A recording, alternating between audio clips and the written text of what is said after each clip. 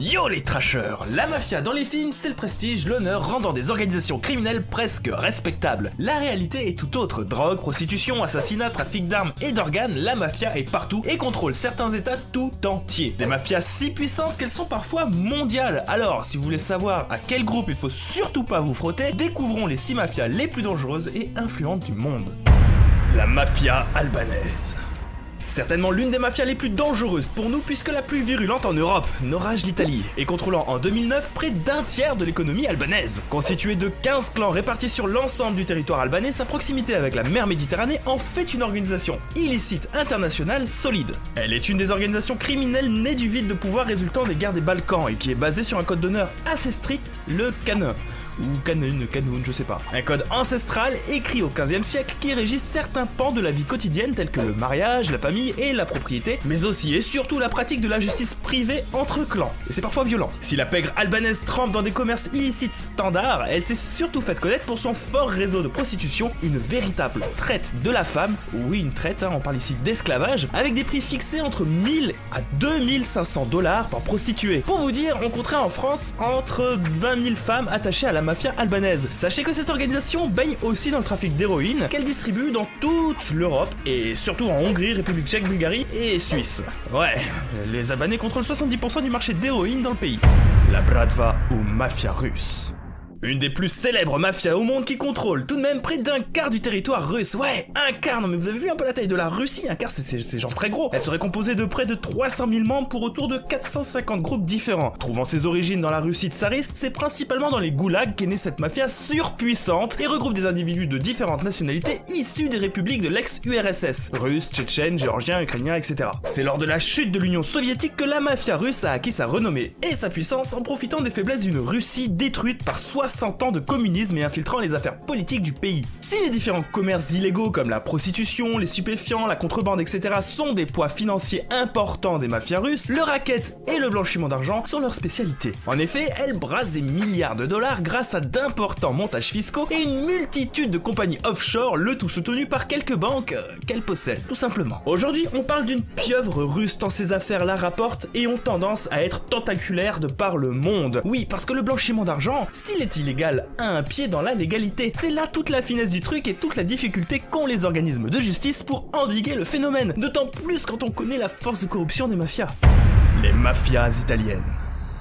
C'est avec la pègre italienne qu'est née toute l'imagerie populaire de la mafia, surtout pour ce qui est de la mafia sicilienne, la Casa Nostra, certainement la plus jeune de toutes les mafias en Italie, mais la plus crainte dans l'histoire qui a su profiter de la faiblesse de l'état italien et américain pour s'implanter. Trempant dans les commerces illicites, comme l'alcool, la drogue, la prostitution et le racket, la Casa Nostra était tenue par de nombreux rituels et traditions hérités des vieilles familles siciliennes. La plus célèbre étant l'omerta, ou loi du silence, respectée par toutes les familles en cas d'affaires criminelles basée sur un principe simple, la non-dénonciation de crimes et le faux témoignage. C'est un peu du bon sens quoi, si un mafiosi dénonce un membre d'une autre famille pour crime par exemple, vous vous doutez bien que la famille d'en face ne va pas se gêner pour en faire de même. Alors oui, il existe d'autres familles comme la Camorra à Naples par exemple, vous savez, celle qui a le monopole des poubelles. Oui, la Casa Nostra n'est plus qu'une figure du passé, la branche américaine a pris cher au cours de l'histoire, mais on ne peut pas parler de mafia sans la traiter. La Cosa Nostra a marqué l'histoire contemporaine au fer rouge, elle reste cependant une forte puissance locale, un véritable fléau en Italie.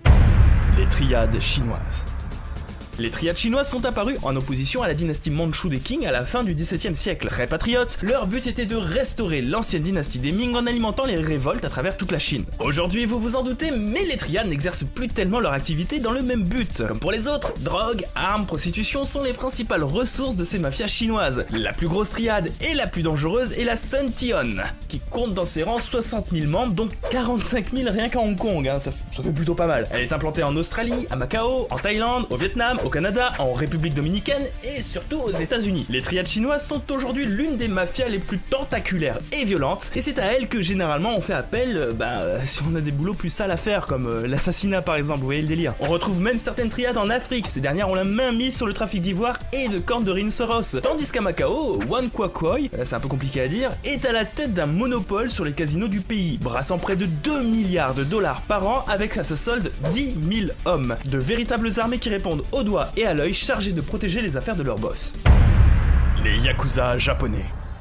Saviez-vous que les Yakuza sont des descendants des samouraïs? Enfin, pas tout à fait, si beaucoup de groupes de Yakuza se revendiquent de cette lignée, cette mafia est en réalité formée grâce à de nombreuses milices nées des suites de la démilitarisation du Japon de 1603, la Pax Tokugawa, durant laquelle les samouraïs, sans maître, se mirent à faire pour certains des méfaits un peu partout. Les Yakuza se forment donc, s'identifient à des machiyako, littéralement des défenseurs d'opprimés qui, dans les faits, défendent davantage leurs propres intérêts, et ça n'a pas beaucoup changé depuis. Évidemment, les origines des Yakuza, vous en avez plein, et le groupe lui-même joue de ses origines multiples pour se donner une crédibilité. Aujourd'hui, les Yakuza sont une mafia qui pèse très lourd dans l'économie japonaise. Ce sont près de 85 000 membres répartis en 4 grandes familles, dont la plus grosse et la plus célèbre est celle des Yamaguchi-Gomi. Cette armée est fortement intégrée dans l'économie japonaise, car si elle exerce un commerce illicite, elle a aussi un pied important dans des activités légales, certains Yakuza ayant même pignon sur rue. Ce qui détonne le plus avec eux, c'est leur code d'honneur, certainement le plus strict de toutes les mafias, fruit d'une histoire riche et d'origine nippone déjà bien sévère à la base. On retrouve aussi à la tête l'Oyabon, le parent dont ses fils doivent lui jurer obéissance et fidélité en respectant le Goduko, la voie de l'extrême, et le Ninkyudo, la voie chevaleresque, soit 9 commandements sacrés. Si l'un d'eux n'est pas respecté, le Yakuza a l'obligation de s'amputer un doigt. Ouais,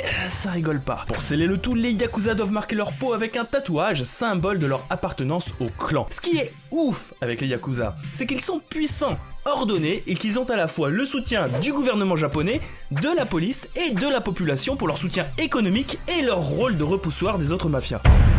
Les cartels sud-américains. Si jusque-là nous avions droit à des mafias plutôt discrètes, les cartels, c'est une autre paire de manches. Déjà, autant vous le dire cash, je ne sais même pas si on peut les appeler des mafias au sens strict du terme. Ces organisations criminelles qui agissent essentiellement en Amérique du Sud, comme le Mexique ou la Colombie pour les plus virulentes, sont de véritables barons de la drogue dans le monde. Cocaïne, héroïne, marijuana, etc. Ce sont les fournisseurs numéro 1 d'un des plus gros marchés, les États-Unis, avec un quart du commerce de drogue sous leur joug et un quasi-monopole dans certaines grandes villes, notamment à Chicago où c'est 80% du marché qui est dans la main du cartel de Sinaloa. Ces cartels sont d'une violence extrême, bien plus nuisible que les mafias traditionnelles que l'on a pu voir jusque-là. Le meurtre et le kidnapping sont monnaie courante, ne faisant que peu de distinction entre les personnes issues de la pègre ou non. Les cartels sont tellement riches qu'ils sont souvent bien mieux armés que les armées régulières locales, ouais, poussant certains états comme la Colombie et le Mexique à leur déclarer une guerre ouverte, quitte à faire quelques bavures bien médiatisées. Coucou Florence Cassé. Enfin bon, c'est généralement beaucoup de vent brassé pour pas grand chose. Les cartels, si très bruyants, ont également beaucoup de politiques locaux dans la poche. Et si l'apparence c'est la guerre, sachez qu'en Amérique du Sud, le trafic de drogue n'a jamais été en aussi bonne santé et en aussi grande croissance. Le reste. Hells Angels, D-Company, Mungiki, etc. sont autant de noms qui font trembler le monde. Chaque année, de nombreux morts sont à déplorer et leur poids économique est extrêmement important du fait de leur participation très lourde dans les commerces illicites. Pourtant, on ne peut pas vraiment parler de mafia pour ces organisations criminelles. On a plus affaire à des bandits organisés pour les Hells Angels, sans véritable prétention à s'immiscer dans la vie politique, tandis que la D-Company et le Mungiki sont plus à rapprocher de groupes fanatiques religieux et terroristes, ce dans quoi une pègre ne trempe que rarement, voire jamais. Le fait qu'un organisme veuille prendre le pouvoir ne peut pas faire de lui une mafia. Une mafia a besoin de l'État, elle a besoin d'être dans son ombre. Son but est de jouer avec ce que l'État ne sait pas faire, parfois même en collaboration avec lui. C'est bien simple, toutes les mafias sont nées de la même manière. Les Russes sont nés parce que l'URSS est tombé, les Italiens parce qu'en soi, l'Italie a toujours été instable, l'Albanaise est née des guerres du Kosovo, et ainsi de suite. C'est d'ailleurs pour cette raison que la junte militaire de Colombie n'est pas une mafia. Quand bien même elle tire des revenus du trafic de drogue, son but a toujours été de faire la révolution. N'allez cependant pas croire que la France n'est pas touchée par les mafias. Au contraire, hein, les commerçants se font toujours racketter, les Balkans tiennent les armes, les Turcs l'héroïne, les Albanais les prostituées, et les Chinois ont la contrefaçon. Et c'est sans compter des mafias locales qui tiennent certaines villes, comme Marseille. Ouais, les mafias sont partout. Bon, on se calme, hein, c'est pas la mer à boire, et pour se détendre un peu, je serais quand même curieux de connaître vos œuvres de fiction préférées qui traitent de mafia. Pour ma part, j'ai du mal à choisir entre le sublime Parrain et le très con Reborn. N'hésitez pas à lâcher les pouces bleus, à vous abonner et à partager la vidéo partout, parce qu'en vrai c'est ça le plus important. Nous, on vous embrasse très fort, à la semaine prochaine, ciao.